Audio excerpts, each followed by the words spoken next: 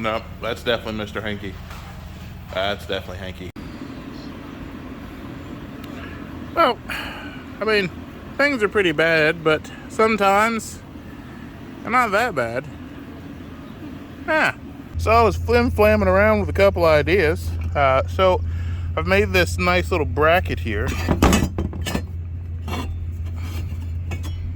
Well, it's not too terribly bad. This is going to get tucked under the dash, so all you see is this face. And this hole here, there, I'll set it back down. That hole there, we'll run the wires through it. And then this lovely guy will sit right there, right? Real nice and clean, looks kind of cool tucked under the dash. You know, paint this, you know, maybe put a shine in it or something, whatever. Or mount that switch in the hole. We're not sure what's going to happen yet, but because of the way it's designed, I can do both and figure out which one I like later. So for now, we might start with this button and see how it looks, and maybe then go to the danger switch. Can we just make it look pretty decent where a guy stumbles out of bingo and from 48 feet away in the parking lot you go. Pretty sure this is the final design. Who knows, I might add like a LED light or something under here that would come on to let you know that the ignition's hot. But for right now, I think this is plenty. Might add something over here later, but for now, that'll work. Excuse the mess. We're you know, doing a little bit of wiring right now, so it's a bit messy. But I think I went with a good choice with going with the push button. I was gonna do the big red button. I was really wanted to put that button in there, but after making the bracket and installing it, as you can see, I think I made a pretty good choice, because you really don't know the bracket is really even there until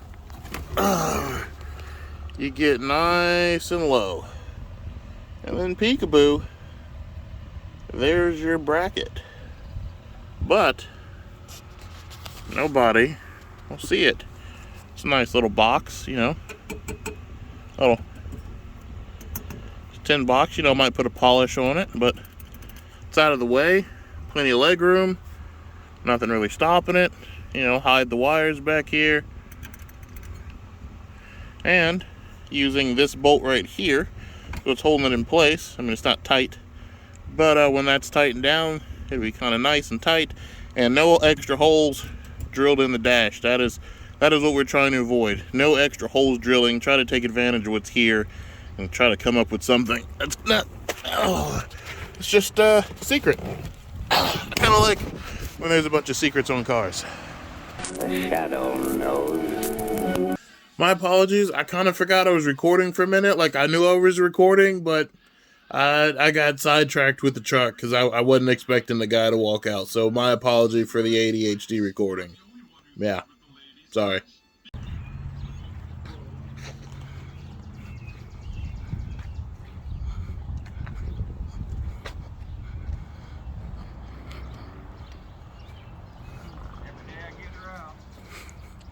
Dude, this thing's awesome.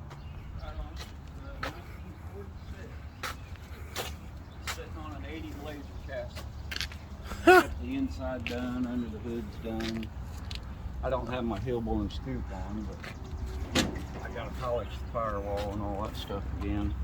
Oh, that's amazing. I hand built the whole truck. Did it all. I can't say that I've seen this thing out and about before. I'm usually up around Alexandria, Frankton area. I don't get out in Anderson very much. Just when I need propane or pawn shop or something along them lines, you know. That's fair. You go to James Dean at all? I did the first year. That was 2 years ago. This is the third summer I've been driving it. And it's my daily driver. I drive the hell out of it. I mean, I would do the same. I'm currently working on a car to make a daily driver myself, so I understand. Yeah. Well, I thought I was going to sneeze. But yeah, I love the old stuff. I'm trying to talk to my brother. He's got a 40 Chevy business coupe. I'm trying like hell to talk him out of that. Keep telling him, man, I'd look awful nice sitting next to the panel truck. Yeah? You know? Oh, yeah. I have a 40 and a 46. Both 40. on a lift, or? Both lifted, or? No, the 40's down on the ground. It needs completely redone. It still has stock suspension, which I was going to leave the straight axle under it. I was going to turn it into a gasser with fender well headers and all that, you know. Oh, absolutely. That's why I'm trying like hell to get that from you. Oh, that would be absolutely gnarly sitting next to this. Yeah, it would, wouldn't it? Oh, Chicken absolutely. skin, because yeah, it would be cool, man. Oh, absolutely, man. You get the, does it pull a trailer? This one? Yeah, I've got a hitch on it. Oh, that'd be so It cool. can pull. See I've this? got it hidden behind the license plate. Oh, that'd be cool. Eventually, I'm gonna put one of those old school ones. You know, you lower it down to put your gas in. Mhm. I'm gonna put one of them license plate brackets on here so it'll go down and be able to get my hitch in. Right now, I just got to kind of bend my plate up a little bit and stick the receiver in. Yeah, yeah. I kind of hit it on purpose so you don't really see it. You know. That's fair. I feel like the 85 Buick still had that particular setup. May have, yeah. Because I can't recall there being a gas cap on either side of my granny's Buick. Yeah, I think Yeah, hers it is behind the was. license plate. Yeah, I think it was still. Yeah. Brother, I'm gonna bail. Good talking with you though, man. You too, man. You have a good one. God bless, bro. You too. Hey, where'd you get the yellow lenses? I actually found these at the swap meet at the Ducktail or the James Dean. I think I gave like $5 a piece for the lights, and then I had to buy the brackets and stuff separate. Okay. They're not hooked up. They don't work. They're just on there for looks, basically. You know. Oh, I dig it. I dig it, especially with the Visors. yeah. And I had to have that visor. When I got it, it didn't have one. And I was like, man, I want the gangster visor. I gotta have one. And that was $550 by itself. Oh, I believe it. I looked at the oh, is that one that goes down too? Yeah, it adjusts. I can actually Oh. lower it down if I wanted to. Oh, that's awesome. Yeah, I was looking one to put back on my Buick. And then I saw how much that Buick visor was. Like, you know, I don't need it that bad. Right. They I are salty. I found one that a guy was selling out of California. Their original equipment, like for that Pacific car, Fulton style.